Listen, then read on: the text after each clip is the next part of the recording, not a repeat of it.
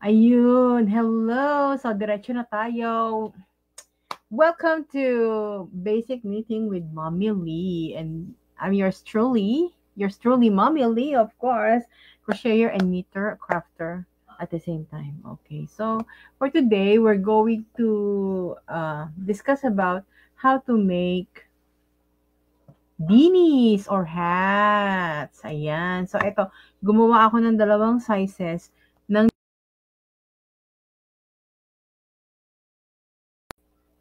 okay. Hello? Ayan, nawala tayo.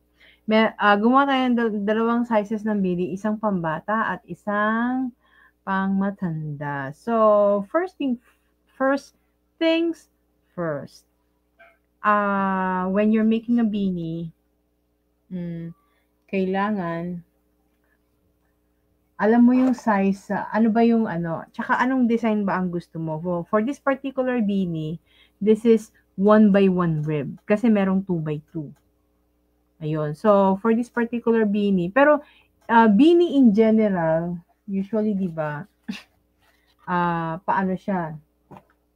Ayun lang, just the regular style ng beanie, just knit in the round, tapos mayroon tayong decrease papunta sa pag isasara na dun sa pinaka end ng head, di ba? Dito sa dulo. So, ayan.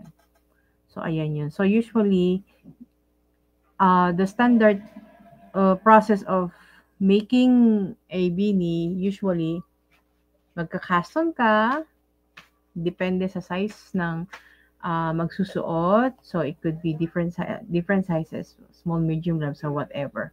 So, cast on, and then you decide what kind of stitch you're going to make. If it's 1 by 1, this is 1 by 1 rib beanie. And then, you just continue to knit, pataas ng ganon. So, pag tingin mo, kasya na sa size, yun, tsaka ka magdi-decrease. There are some cases naman na dito muna inuuna, tapos mag-i-increase pa ganon, tapos tsaka na siya pababa, tapos dito na magka-cast off. Dito na niya tatapusin. So, parang ganon siya. So, just the basic of making knitted beanie. So, ayun. Okay, wala pa tayong viewers sa Facebook. Okay. Anyway, so, ayun nga. But before you make any wearable, before you make any beanie or anything na isusuot ng tao, it is best na mag-swatch. Swatch is the most important thing sa knitting. Minsan sa crochet, pagdating kasi sa crochet, minsan kahit hindi mo nasukatin eh. Kasi, as you go or as you make the wearable, yun na yun. Yun na yung sukat. But knitting is very or absolutely different. Kasi, you cannot just measure. Kasi nga, yung mga stitches ay nakakabit sa, sa needle. So, kaya hindi natin masisigurado kung anong size nga ba yung magiging resulta. So, sometimes it could be smaller or sometimes it could be bigger than you expect or yung gusto mong sukat. So, it is best na gumawa ka muna ng swatch for example, eto katulad nito, nag-size muna ako or nag-swatch muna ako ng 1 by 1 rib beanie dun sa intended size ng needles. Okay? So, I'm using 8 ply. Ay, masyado siyang maliwanag. Wait lang. Masyado siyang maliwanag sa ano.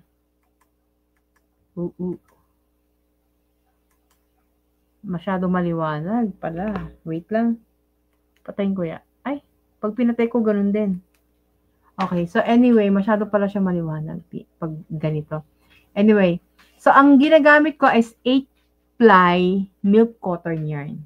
Ito, ang ginamit ko dito is 8 ply milk cotton yarn. So, for 8 ply milk cotton yarn, usually you can use 4 mm or 5 mm knitting needles. So, usually, when you're making a beanie, usually yung pinaka-band, yung dito, you use a smaller pair of knitting needles. So, usually, if you're using 5 mm, so for the band, you use 4 mm or 4.5 mm. Or kung hindi naman, kung gusto mo, pwede namang straight lang siya kasi straight lang naman din kasi to. In my case, most of my beanies, parang straight kasi tinatamad akong mag-change ng, how do you call this? Mag-change ng needles. Yun, tamad ako eh. Tamad ako mag-change ng needles kasi minsan nahanapin ko pa. So, pwede naman yun. So, it really depends. Pero, mas maganda, napatunayan ko na mas maganda. Like this one, ito yung pambata. I used here, ang ginawa ko dito is 4 mm, tapos nag 5 mm ako. So, iba yung hakab niya pag sinuot mo. Tapos, ito naman yung pang adult size. So, maluwag siya talaga. Yun. So, kaya, actually, this is, tinest ko talaga yung So, gumawa ako ng isang, using 2 sizes of needles. Ito naman, using only one. So, for me, in my opinion, okay, na-restrict tayo. Na-restrict ako sa TikTok. Talaga naman, si TikTok, kasi may knitting needles. Ayos talaga to si TikTok. Nakita yung knitting needles na may tusok. Okay, so, for knitting needles, so, ayun nga. How do you call this? Mas maganda talaga yung ang gamitin mo sa pinaka-band or sa pinaka-paha, ang tawag in Tagalog, is yung smaller size needles. So, ayun. Mas maganda talaga pag ganun ang gagamitin mo. So always remember that when you're making a beanie, always make a swatch para alam mo yung size ng gagawin mo, no? Why is it important? This is because, okay, for example, no, I made a swatch for this. Ayan. Susukatin ko ngayon kung ilang stitches per cm. Okay? So, this is what we call gauge. Gauge yan. Okay? So, like, how many, so this is 10 cm. This is 10 cm. Tapos, how many stitches ang nagawa ko dito? 2, 4, 6, 8, 10.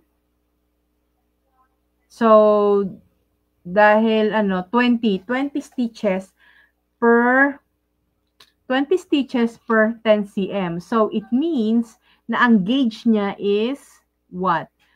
2 stitches per cm.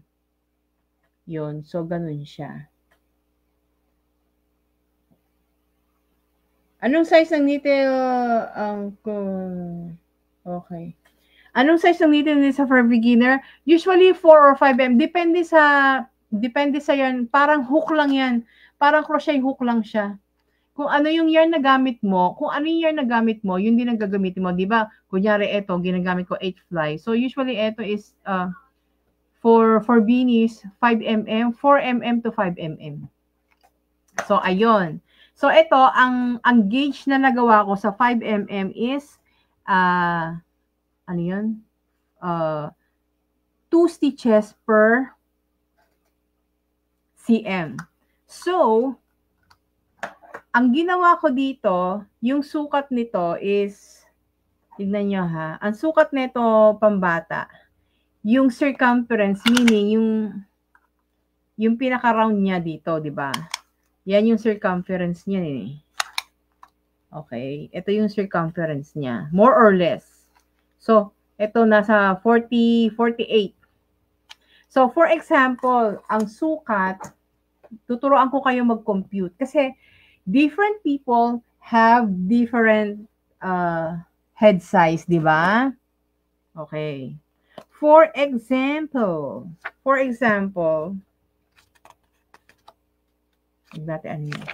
okay, for example, let's say yung Junakis ko, ang ano nila is 50 cm.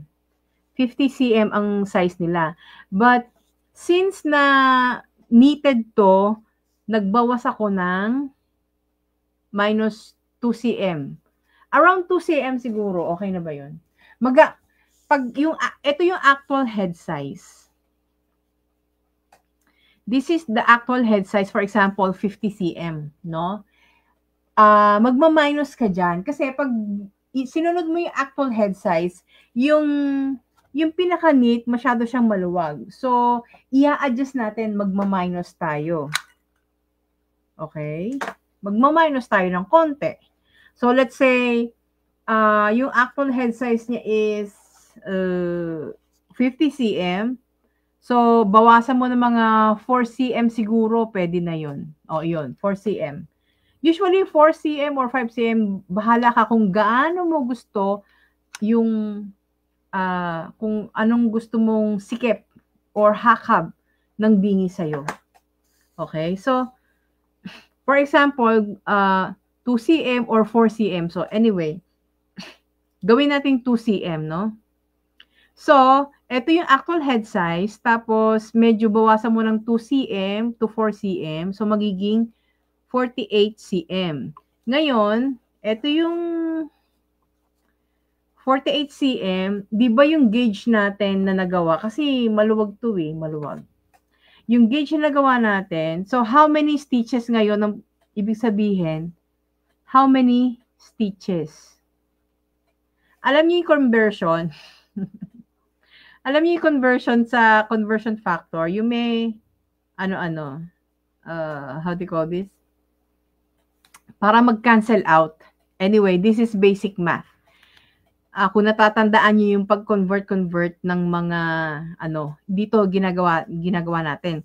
So, remember na yung ginawa ko dito, yung gauge niya, ang gauge na ginawa ko is, 2 stitches, ay mali, per cm, per 1 cm. 2 stitches per 1 cm, mali yung spelling ko, sorry. So, 2 stitches per cm, so it means, per 1 cm, so para ma-cancel out to, so dito natin ilalagay, 1 cm, so 2 stitches. Okay, yan. So, it means, i-multiply mo siya sa 2. 48 times 2 would be 80, 96. 96 stitches. Tama ba? 8 plus 8, 16. Carry 1, 4. Tama. 96 stitches. So, ayun. So, pero, okay. So, 96 stitches ang lalabas dyan. 96 stitches. Ang gagawin mong, how do you call this? Yung gagawin mong beanie. Yun. Ganun siya. Pero, tignan mo, masyado pang maluwag. So, iaano mo pa rin. So, tingin mo, yung medyo maluwag pa, pwede mo pa siyang bawasan. Kunyari, gusto mo. Kasi, ang 2 cm, napakaliit. Napakaliit ng 2 cm. Asa na ba yung ko? Yung 2 cm, ganyan lang napakaliit ng adjustment, yung 2 cm, di ba? So, gawin natin 4 cm siguro, or let's say, kahit nga 8, pwede. Yung tingin mo na mahihiklat, yung mahihila yung beanie. Okay? So, pwede nating bawasan yan. Bawasan pa ng kahit 8 inches. So, let's say, ang head size is 50. 50 ba yung ko? Okay. Let's say, again, actual head size, tapos minus 8 cm. So, magiging 42 cm. So, itong 42 cm, kasi mag-i-stretch pa siya. So, 42 cm times 2 stitches per 1 cm. So, 42 times 2 magiging 84. 84 stitches. Yun. So, ayan. So, ganun na magiging ano dyan. 84 stitches. Pag gusto mo mas malaking, mas maliit na sizes. Okay? So, 84 stitches muna yung gagawin mo. So, let's try. Where is my ano na? Okay. Okay, actually, what you will need is circular needles for beanie. Ito for hats. Actually, there are certain lengths for knitting needles. Okay, baka ano naman tayo sa toktik So, meron yung pang hat. Ito, sakto to sa mga hats. Ayan, no? Sakto siya sa mga hats. This is 40 cm. Tapos, merong mas mahaba dito for wearables, for sweaters and other wearables. Like 80 cm. So, doble siya. So, ito, 40 cm. Usually, yung 40 cm is pang hats talaga yon, pang beanies. Or, you can use we call this double pointed needles. Okay. But the thing is, if hindi ka sanay, actually ako, ginagamit ko lang ang double pointed needles. I only use double pointed needles when I'm almost at the end of making the beanie. Kasi yung pag isa-sarado mo na to, hindi na kasi kayang ibaluktot ng circular needle na yung pang-hat.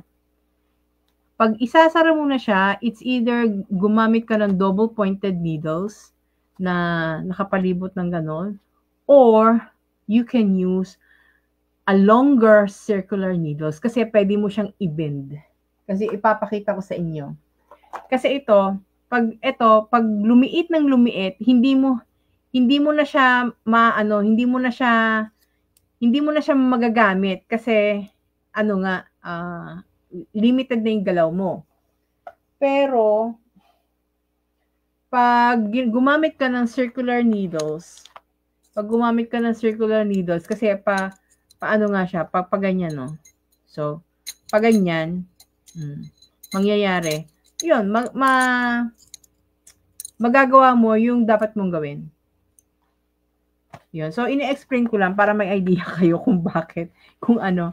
Pero, in my personal preference, when making beanies, I mean, the easiest for me, the easiest method is one, using circular needles like this, and using a longer, yung 80 mm, pag isasara na siya. So, yun ang ginagamit ko. Kasi, pag double pointed needles, super naiinis ako pag yung mga needles nagkakabulbul na ganun. Ayoko ng ganun eh. Yun. So, mas gusto ko siya, yung method na to. Okay. But the thing is, pag sa circular needles, yung nga, dalawa kailangan mo. Yun. Ilang needles ang kailangan mo? 3. How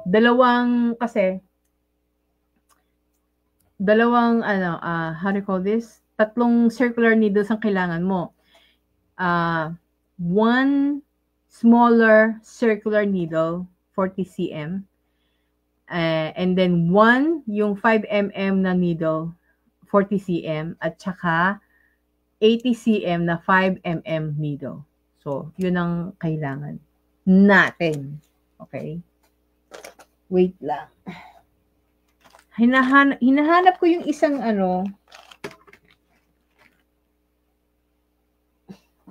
hinahanap ko yung isang 40 cm ko na hindi ko makahanap kung kailan ko kailangan. Okay, di ba? Masyadong sa dami ng natin ng kasi ako ng Usually, alam mo yung mga hats ko, yung mga hats ko, ang ginagamit ko na needle ay 4mm. Ngayon, nagtataka ako, bakit yung mga needles ko na 4mm ay nagkanda wala-wala. Lagi ko, palibasa, yun ang lagi kong gamit. O, diba? Hindi na siya nagpapakita now. Kung kailan kailangan mo. Saka, hindi siya nagpapakita. But anyway, meron naman tayong solusyon dyan. So, ang gagawin natin, ito, yung plastic ang gagamitin ko. So, dahil 5mm ang gagamitin ko, yung 4mm ang gagamitin ko. So, asan na ba yun? 4? Is this 4? Ayun, 4mm. Ang layo, diba? Ang layo sa 5mm. Tapos, yung smaller, yan, smaller length. Okay, yan muna.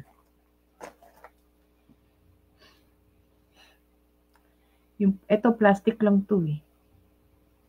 Plastic lang to. Yan.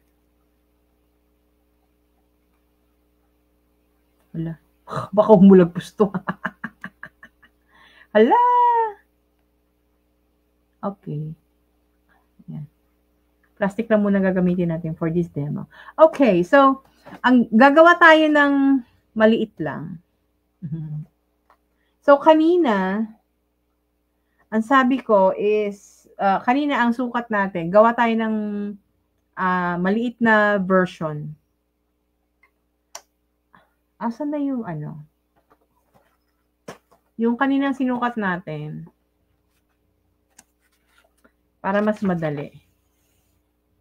Kasi yung kanina, 96 stitches. So, yun dun tayo sa 42, yan, 84 stitches.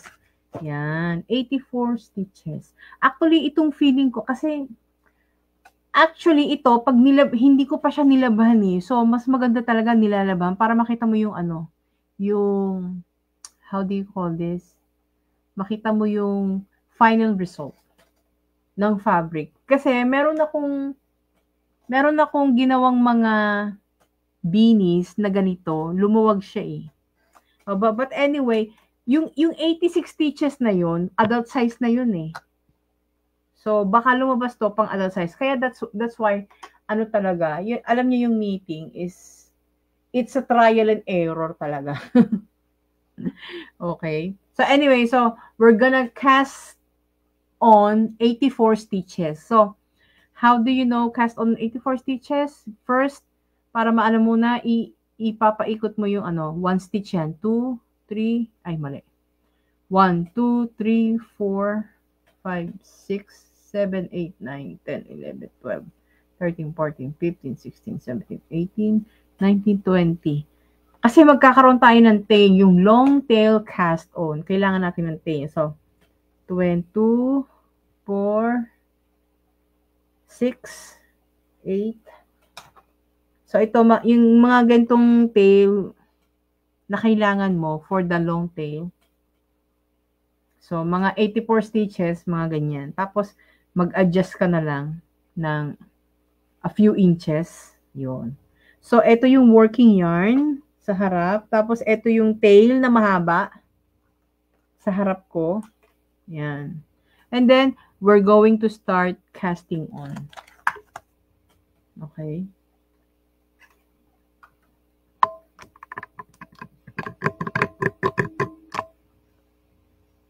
So, magka-cast on tayo.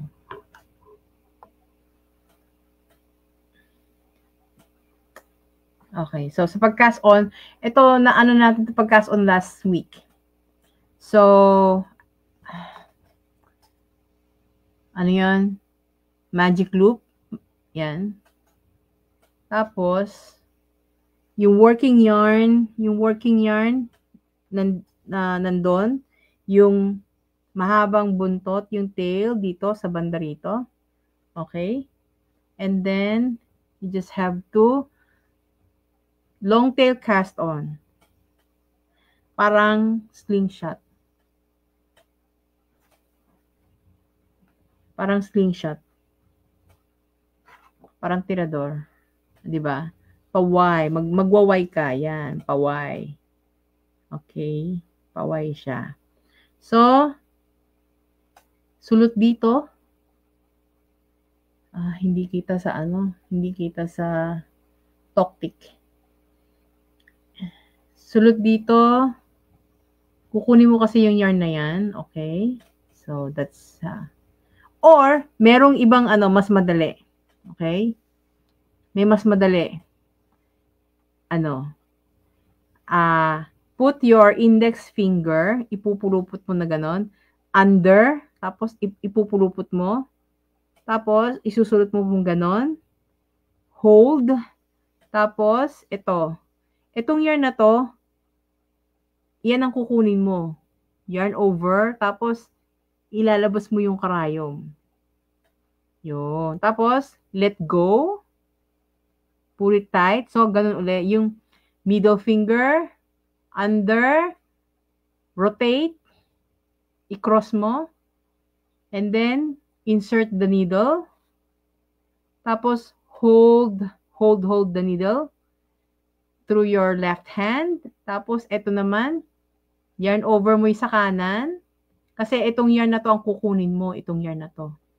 Yarn over, tapos, yung para ka na nag-knit, yun, tapos, let go. So, eto yung, meron kasi akong tutorial na nakita na ganito siya. Sabi ko, ito pala yung actually, pareho lang siya, oh. Actually, it's the same principle. Pareho lang siya dito, yan. Pareho lang siya ng kalalabasan. Kasi ayan, oh, di ba? Ayan, oh.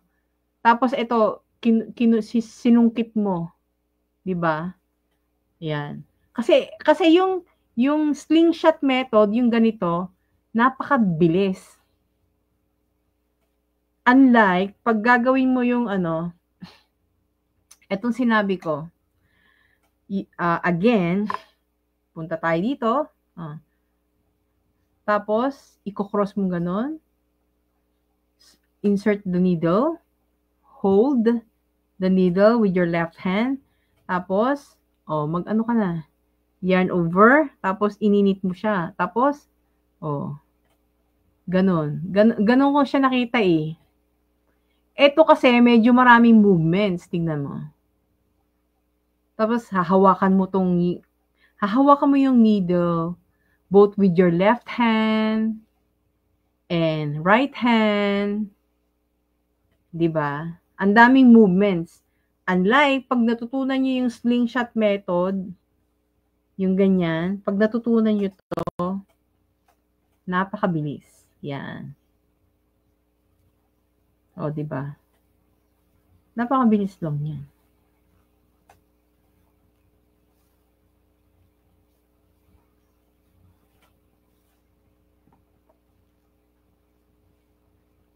Ayan. So, we're going to cast on 84 stitches. Pero ito guys, i-develop pa natin yung pattern.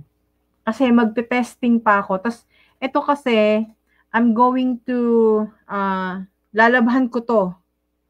Okay? Tapos, pag nalabahan na natin, tsaka tayo magre-release ng pattern for beanies. Hindi ko pa siya kasi nalabahan eh. Kasi, of course, may factor. There's always a factor yung paglalaba, pag nabasa yung fabric or yung yarn, di ba? Yung So, ano pa rin natin yon? We have to consider that. Okay? So, sana na matutunan niyo yung Is there any knitting project that you want to try? So, you can, comment down yung gusto nyo, tapos gagawa natin ng tutorial. Okay.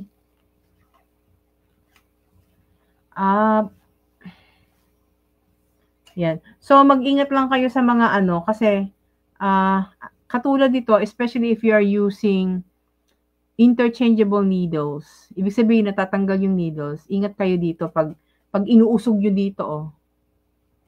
Yan. Huwag masyadong ano. Diyan ako lagi nadadali pag inuusog. Ayan. Kaya, ano, hinay-hinay lang.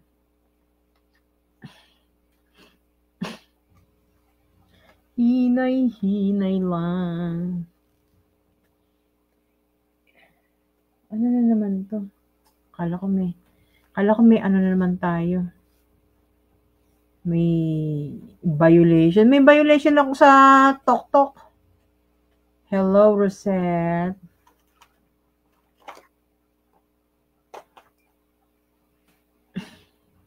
Yes, welcome to Basic Knitting with Mommy Lee. Yeah, we are making a beanie. So, ano parang hindi magandang gamitin itong knitting needle sa to. Papalpak tayo Pero ito, isang araw ko lang itong ginawa or a few hours. I'm not really sure, pero isang araw lang. Nag-ano-ano tayo, nag-testing.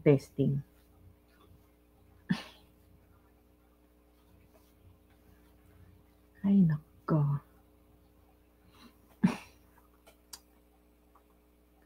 Question lang po, paano nyo po na-determine kung ilang yung need? Na-explain ko na po kanina, panoorin nyo na lang yung live. Yun, sa paggawa ng gauge. Na-explain ko na po kanina kasi nasa ano na tayo na 30 minutes na tayong live. So, na-explain ko na po kanina. But anyway, to answer your question, how do you know? Ayan may computation po. Kanina nag-compute ako. You can check this live again. Pag gagawa ka muna ng gauge, tapos magko-compute ka kung ilang stitches yung ika-cast on mo. Yun. Yeah, for kanina, for example, ayan. For example, for 50 cm, nag-minus ako ng 8 cm kasi nga dahil knitted fabric siya, okay? Dahil knitted fabric siya, nag-i-stretch. So, nagbawas ako ng 8 cm. So, naging 42 cm. Tapos, yung gauge nito, kinuha ko yung gauge, meaning how many stitches per cm. So, 2 stitches per cm. So, for 50 cm, na merong adjustment na 8 cm, ayan, naging 84 stitches. Okay? For example, yung beanie, for 50 cm na for 50 cm na measurement na head size, circumference of 50 cm, nagbawas ako ng 8 cm kasi nga stretchable siya. So, naging ganyan. Naging 84 stitches. Yon. So, nasagot ko na rin yung sagot mo, di ba? Okay. So, ayan. So, I'm doing 84 stitches. So, bibilangin ko to. 2, 4, 6, 8, 10. 2, 4, 6, 7, mga ano pa to.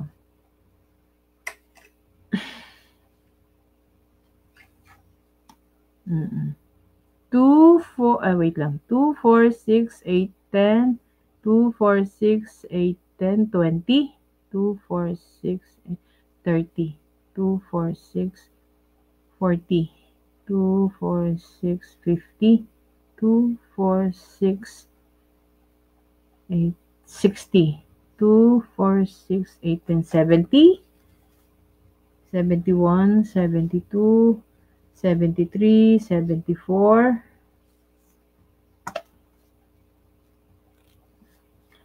75, 76, 77, 78, 79.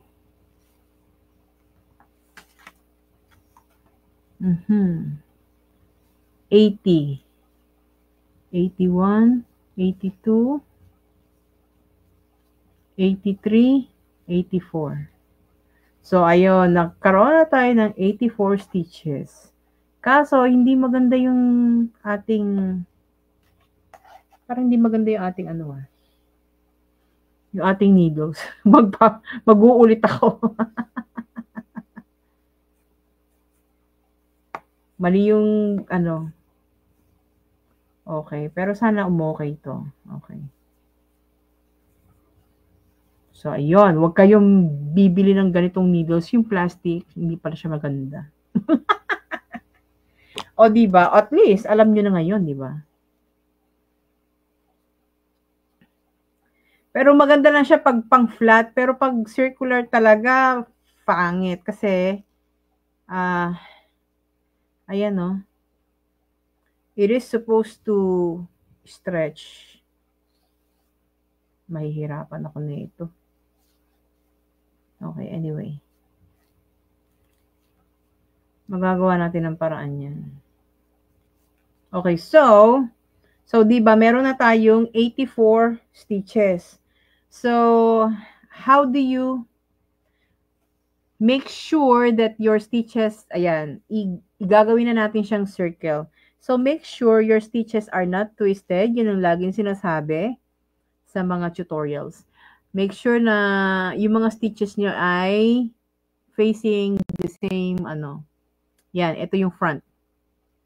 Yan. So, yung iba, ito, this is how you,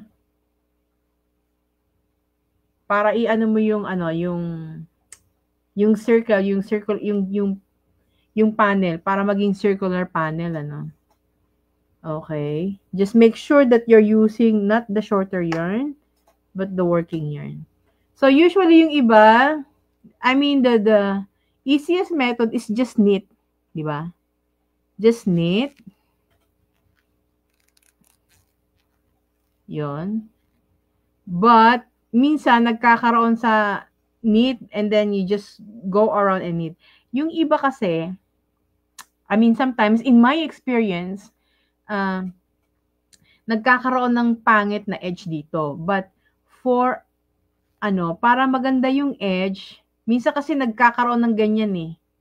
So, ang ginagawa nung iba, para ma-hold, di ba, ang required na stitches is 84. So, maglalagay ako ng additional stitches. Additional stitches. Additional stitch 1. Kasi, ilalak ko siya. So, one more stitch. I'm gonna transfer that extra stitch dito. Tapos, ilalak ko. Slip. Hindi pala kita pag red. Kasi sabi ko, pag white, hindi makikita. You transfer the, transfer the extra stitch here on the left needle. And then, slip off. I-slip nyo yung Yan. So, medyo, tayo. Yan. Pass over. Ipa-pass over nyo yung stitch. O, diba? Struggle talaga yan sa una. Ayan. Okay. Yon. So, pinas over nyo yung, yung unang stitch dun sa extra stitch. Tapos, ayun. Slip it, yung yung nabuong stitch, slip off nyo, tapos hilahin. Ayan. So, nalock mo na siya. And then, that's the beginning of your round. Yan. So, that's the beginning of your round. So, let's knit. So, this is 1 by 1 rib. So, knit, purl lang tayo. So, knit, purl,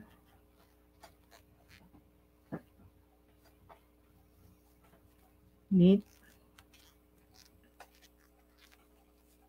purl. So, mag-knit and purl lang tayo. Okay.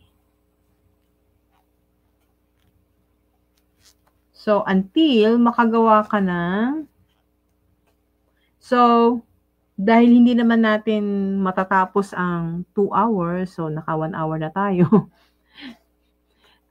So, you just continue knitting in the round, knit, purl, knit, purl. After that, pag naka, how many, ka na, pag naano mo na to, yung mga 5 inches, pag naka 5 inches, no, 5 cm, kapag naka 5 cm ka na, you can change to big size look, yung 5 mm. Para dito sa body. Yan, para sa body. So, and then after that, mag-decrease. Pagdating mo dito, with a certain length, pagdating mo dito, mag-decrease ka na. So, yun ang gagawin natin, mag-decrease. Okay.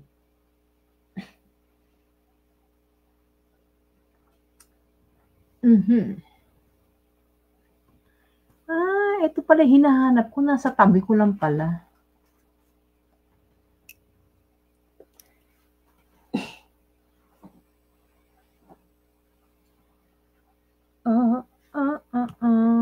So, magpupunta na tayo sa mga... Okay, so pag ano mo na yun, so just knit pearl in the round, di ba? So, magkakaroon tayo ng mga decreasing part. Okay.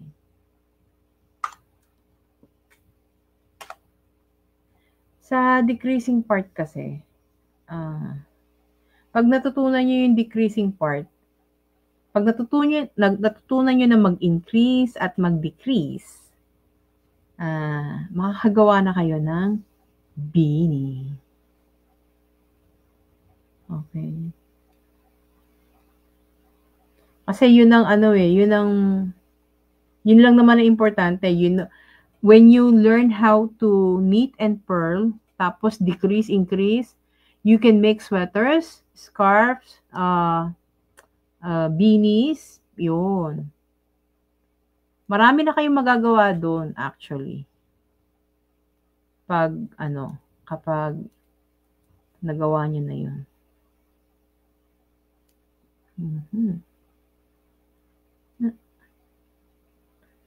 1, 2, 3, 4. Wait lang.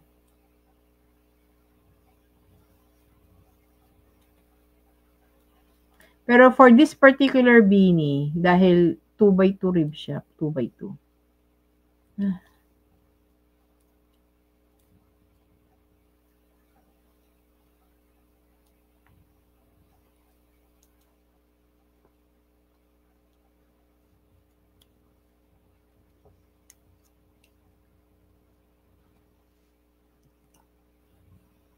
Dapat pala, mahirap pala yung...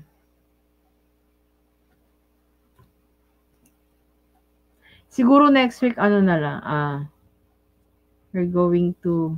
Dapat pala maraming material. Sample. Mahirap pag on the spot yung churba.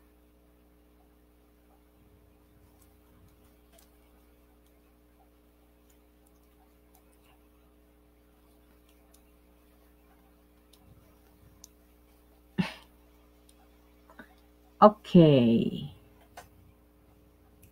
Okay, for example, ito, no? For example, we're going to... Uy.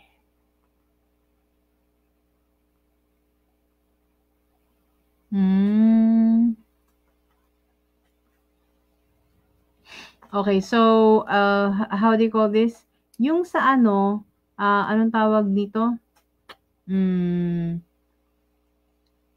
Pagdating na dito sa part na to, when you go this part na, you have to decrease. Okay. You're going to divide the... isa pa pala yun. You're going to divide the section of the hat into 4 parts. Tapos, magkakaroon ka ng pairing decrease yan para mag-limit silang pa ganun. Okay? Pairing decrease. Okay? So, this is how you do it. Ay, nasa likuran pala tayo. Nasa likuran pala. Okay.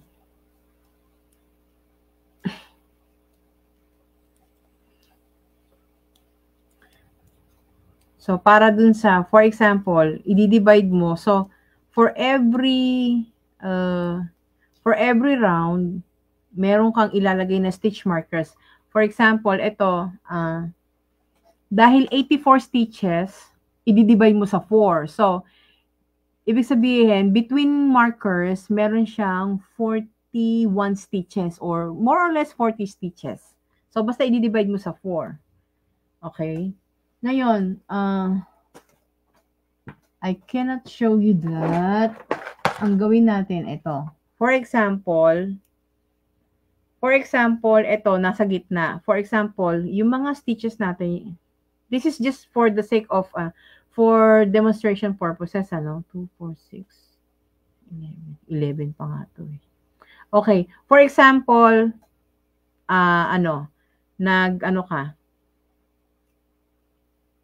yung stitches mo nandito, yan.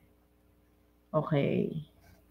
Okay, so, dinivide mo sa 4, so, nasa between mga stitch markers, ayan. So, pag magdi-decrease na tayo, ganito gagawin natin. Okay? Excuse me. So, you just knit and purl. You just follow the stitches until the stitch marker. Ayan. Ito yung stitch marker natin. Tapos yung stitch marker, so, 2 stitches below the stitch marker. Okay? So, ayan. 2 stitches below the stitch marker. Ngayon, magdi-decrease tayo. There are many ways to decrease. But the thing is, gusto natin itong, how do you call this? It's either, knit 2 together. Okay? Ito, knit 2 together. Yan. Nakadecrease ka ng isa dyan. Tapos, slip stitch marker. Tapos, ito naman, di ba, knit 2 together. Ito naman, slip, slip, knit. Okay? Slip, as if to knit, slip, tapos, ibabalik natin, and then, knit 2 together naman. Okay? Yun yung second, how do you call this? Second decrease. So, nag-decrease tayo dito, tsaka nag-decrease tayo dito. Again. Okay, ulitin ko na lang pagbalik. Wait lang. Okay. Medyo ma-overwhelm kayo. Pero, pag naintindihan nyo na, I mean, you just have to practice. Pero pag naintindihan nyo naman yan, hindi na kayo malilito to. So, yung isa is knit 2 together. O nga pala, when you decrease, usually, you decrease every row. So, pag nasa wrong side ka, mahirap mag-decrease, you just continue knitting. Diba? So, eto yung decrease, hindi mo dapat i-decrease yan. Just init mo lang siya or i-purl. Okay? Oh.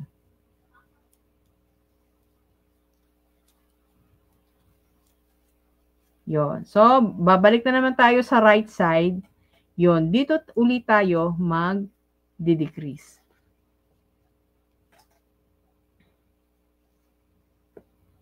Dito ulit tayo mag-decrease. Yun yung dalawang klaseng decrease. Isang knit 2 together. Okay. Ito, ayan. 2, ayan.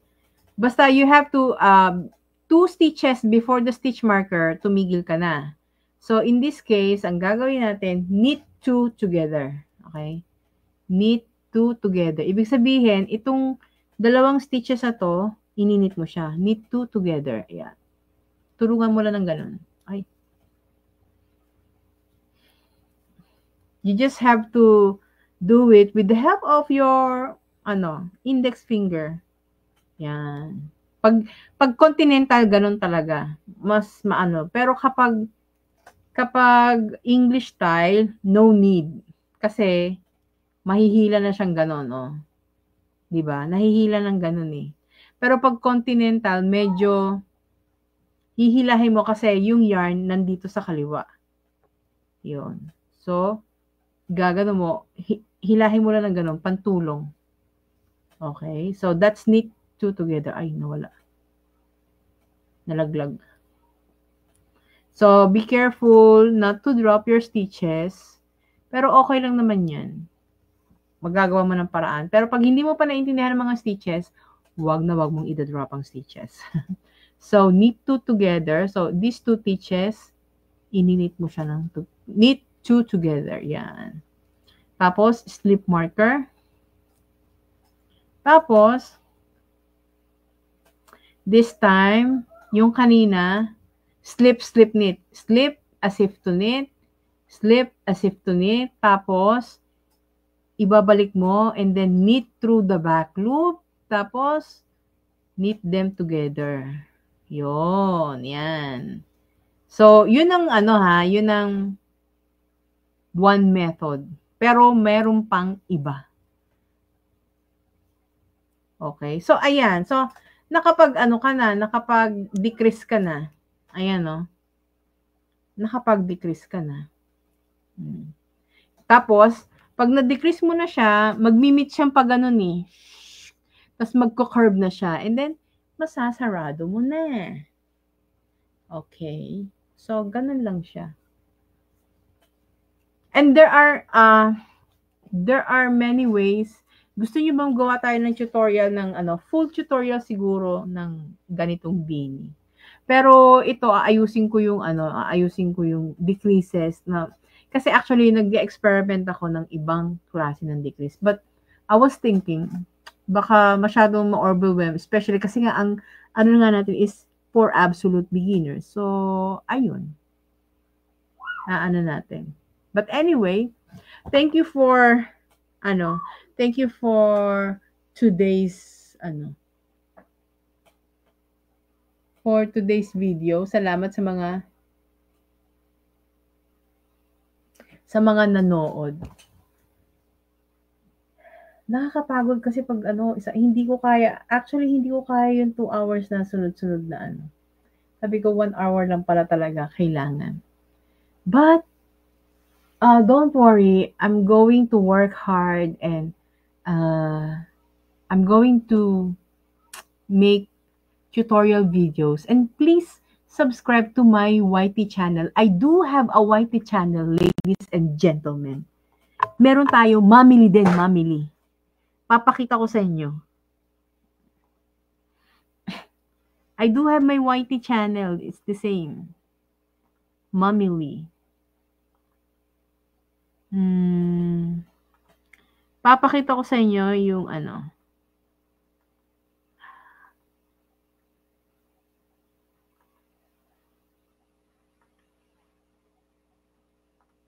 Ay, mali pala.